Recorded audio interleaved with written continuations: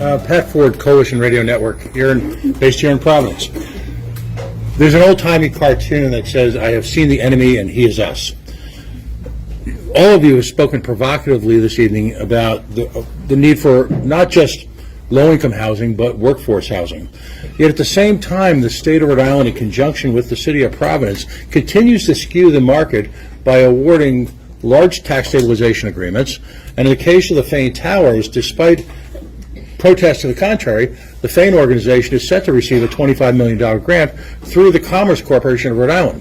So the state, on one hand, cries out for this affordable housing, yet whether it be in Pawtucket with a stadium and a rail line that's going to gentrify the city, whether it be grotesque tax stabilization agreements in Providence, we incentivize the market towards luxury housing and luxury retail. I'm going to ask you, will any of you pledge to end tax stabilization agreements if you're elected to be mayor of Providence? Brad, do you want to take it? Sure. Thanks, Pat. I mean, I know your perspective. I think we all hope that we can continue to talk about the recovery community and the needs of our community. But to answer your question, no, I'm not willing to pledge an end to tax stabilization agreements. We've talked about the need for more housing in our community. We need to continue to build more housing in our city. And because of the uncompetitive nature of our tax structure, it is infeasible to build new in our city without a subsidy.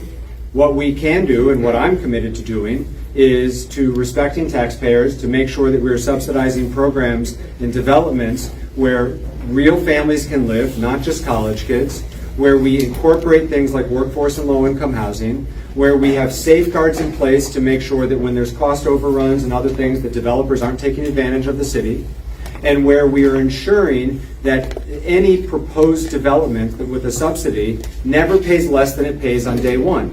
So what we're talking about is turning a vacant, abandoned building or an empty piece of land into something new that can create housing or jobs in our community, and they never actually pay less than they would have paid if the project never got built. I think those are responsible safeguards. I think that is just the reality of where we're at with respect to our taxes in Providence, and that's the only way in which we're going to grow as a community. Can I just have one quick follow-up into that for all three?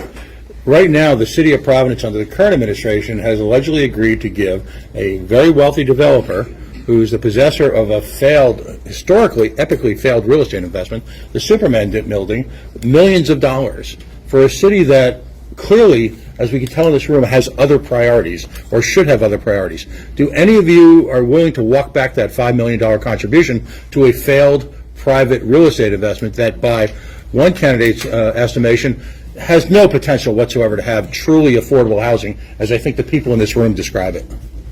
So that is a debate about the different levels of what does affordable housing mean. So there's like 60%, 80%, 120% AMI.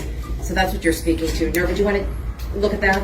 So I also alluded to this a little earlier, that the AMIs, a lot of time when developers say it's affordable housing, it's not truly affordable. It's 80% AMI, average median income. And most people in Providence can't afford that, because when you think about the average household median income, it's about $40,000. And I think 80 AMI might bring you have to make like $70,000 or something like that. So we need to have a truly affordable infrastructure. In terms of the TSA, the Tax Stabilization Agreement, is a tool. We have one of the highest commercial tax rates in the nation. It is quite difficult to build affordable housing. Compound that with our zoning policies and how difficult our city and state makes it for investment. What I have introduced and I want to pass before I leave City Council is a residential tax stabilization agreement. And the AMI would be broken down, and the length of your incentive would be based on the AMI. So the lower that it is to make it truly affordable, then you might get maybe a 15 or a 10-year tax stabilization agreement. And so it's about prioritizing affordable housing, because you can't address behavioral health and mental health the crisis in our city without also ensuring that people have a place to live and they have services. So affordable housing has always been a priority of mine, will continue to be a priority, but also I will continue to work as a city council person to support legislation and to pass legislation to create more affordable housing opportunities across the board for zero to moderate income housing. And finally, I voted against the Fane Tower because the market didn't call for that. Also, there was the zoning policy that was in place. It wasn't an equitable and open and transparent process, so I voted against it. Thank you. And Bella, maybe also there's mixing income in some of these TSAs? Yeah, so the TSA, the Tax Stabilization Agreement is a long-term agreement between the city and the developer so that there's predictability over 10, 12, 15 years, how much taxes you're going to pay over that period of time.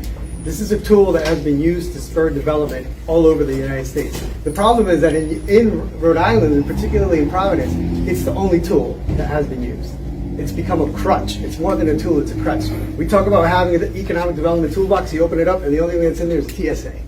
And that's what we have to get away from, because these TSAs have been used to the point where wealthy developers and their well-connected lobbyists know that the first thing they're going to do before they open their mouth about any new construction is negotiate a TSA.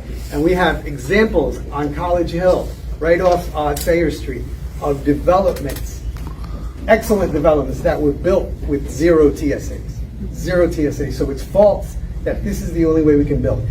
The TSA is a tool, and we need to get away from using that tool. Yes, there are opportunities to use TSA models to build affordable housing. Yes, there are opportunities for people to develop in Providence without TSAs.